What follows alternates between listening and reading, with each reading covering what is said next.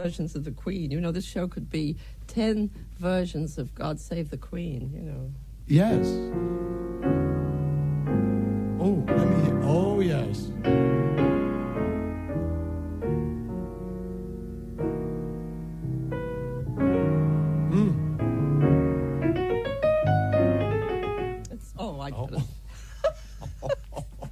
You should be ashamed of yourself, man. And I'm still British.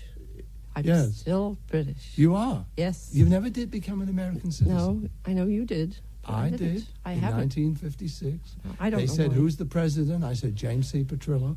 And right away, you know. They let you in anyway. Oh, yeah. Oh, goodness. Well, we didn't get very far without playing some music, but I'd like to have you play a nice solo. All your solos are Do you nice. remember this song? A lovely solo. Do you remember this song?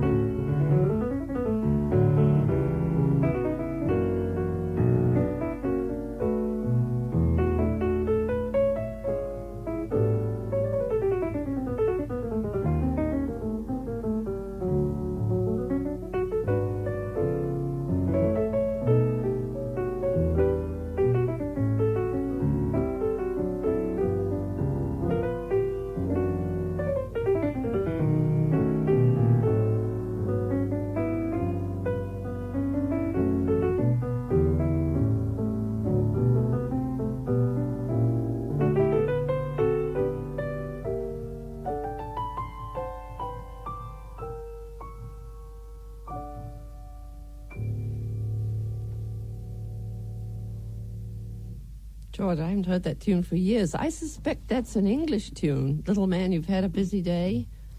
I will admit to first hearing it somewhere between 1936 and 1937. I was really a baby. I couldn't, I couldn't appreciate Couldn't even it, climb up to the piano No, by yourself. not. I understand. I was the same way myself. But I somehow happened to hear that tune and play it.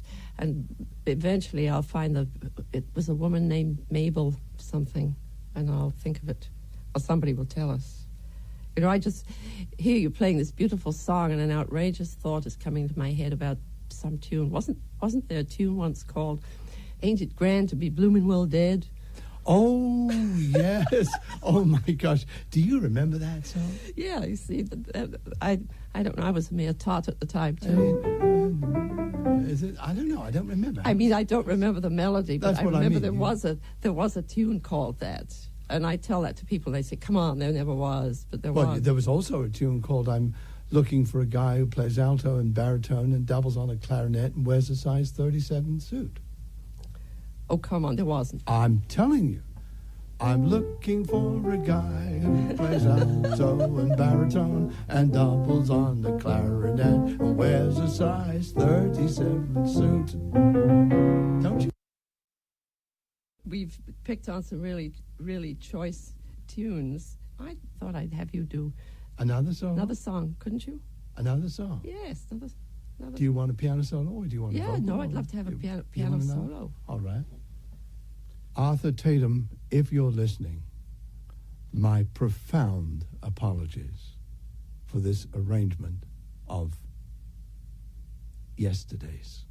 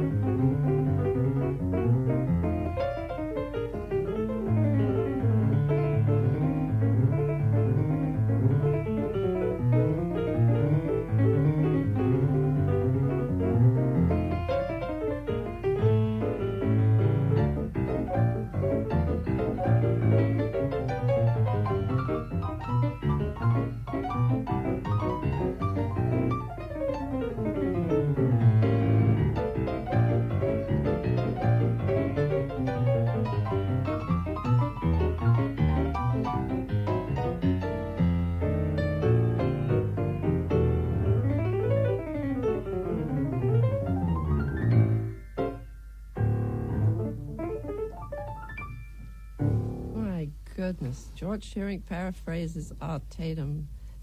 Isn't that sort of pretty much an actual arrangement of his that you? It's pretty close. Lifted. It's all the right notes are his and all the wrong ones are mine.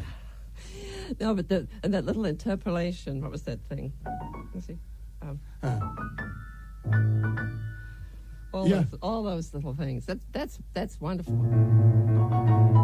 Yeah, that's his. Yeah. And.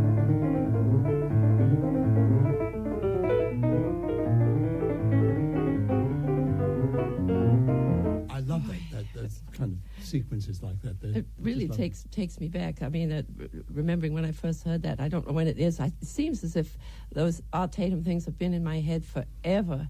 Now, I guess you just listened to the records and... Yes, primarily. However, I am in possession of an Art Tatum folio. Have you seen one? I know there are some around. I'd be afraid to look at one, frankly. Do you agree with me that it sounds, when he has that kind of percussive, do you agree with me that he most likely would do 5, 3, 2, 1, 2, 1, 3, 2, 1, 2, 1, 3, 2, 1. 5, 3, 2, 1, 2, 1, 3, 2, 1, 2, 1. You know, I should be able to say that I watched him and I did watch him, but I don't remember noticing the fingering. I just remember that everything he did was with very sort of flat fingers. Yeah. And, well, me too.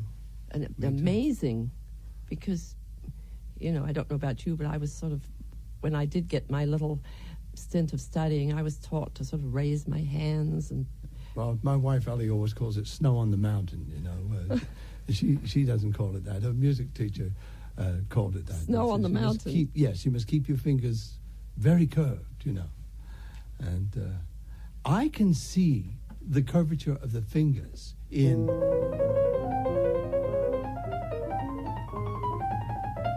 this Chopin etude.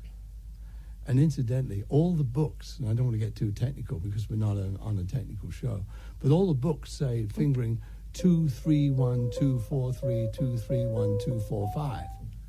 My Russian teacher in England said 1, 4, 2, 1, 3, 2, 1, 4, 2, 1, 4. Oh. And she said the reason is that so that your thumb can maintain a natural position of being underneath the hand, and also you can practice single, double, single, double.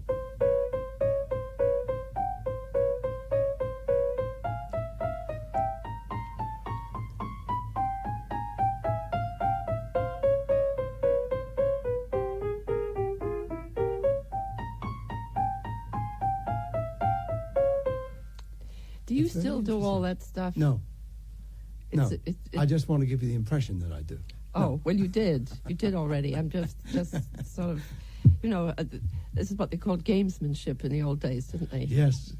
Stephen Potter, he right. had a great deal to say about that. Well, Isn't it all right. time for you to play us something? I think. Well, we've got a duet. I'm going to play part of this because I wanted to talk to you about your new record with Barry Tuckwell. And I saw you on the Today Show a little while ago, the two of you. And later, I hope you'll sing something from that album. Oh. But meanwhile...